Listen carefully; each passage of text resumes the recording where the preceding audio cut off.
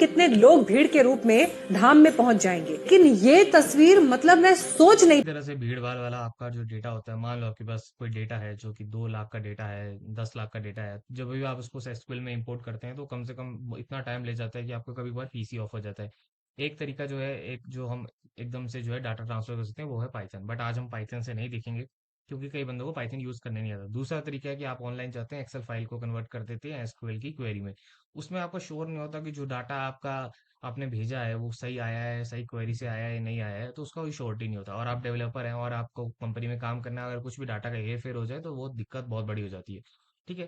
पहला वाला जो तरीका है वो सबको पता है कि आप जैसे अपने डेटाबेस में जाते हैं, वहां पर जाके अपना जो है टेबल डाटा इंपोर्ट में विजार्ड में जाके वो जो है डाटा इंपोर्ट कर लेते हैं। दूसरा तरीका क्या है कि आपको 2 लाख का डेटा जो है वो आपको करना है। तो इस तरह से आप जैसे कि इनटू योर टेबल में आप लिख सकते हैं इनटू योर टेबल। और वहां पर जाके जैसे कि इंटीजर है, तो अगर इंटीजर है तो बाहर हम सिंगल कोट नहीं लगाएंगे। ठीक है। ये याद रखना है, डेवलपर को सबको पता होना चाहिए कि अंदर अगर डबल कोट्स है तो बाहर सिंगल कोट होना चाहिए। अगर आपने डबल कोट बाहर भी और अंदर लगा दी तो उस वजह से एरर दिखाता है। ठीक है। तो डबल कोट अगर अंदर सिंगल है तो बाहर डबल, और अंदर डबल है तो बाहर सिंगल। ठीक है। तो इंटीजर है तो इंटीजर के लिए हमने बाहर जो है सिंगल कोट नहीं लगा रखे हैं, ठीक है, इसलिए वन शो हो रहा है। मगर ये एप्लीकेशन जो है ये हमारा जो है करेक्ट है, तो हमने बाहर यहाँ पर सिंगल कोट लगा रखे हैं, अगर आप ध्यान से देखिए। ठीक है। इस तरह से आप कोई भी 3-4 रो सेलेक्ट कर सकते हैं, जैसे मैंने 2 कर रखे हैं। ठीक है।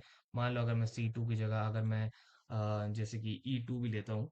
ठीक है, E2 भी लेता हूँ, तो और मेरे को क्या करना है, एंटर दबाना है। एंटर दबाने के बाद आपको यहाँ पर क्लिक करना है, ब्लैक ब्लैक सा आ जाएगा, इसको फ्लैश फिल बोल देंगे।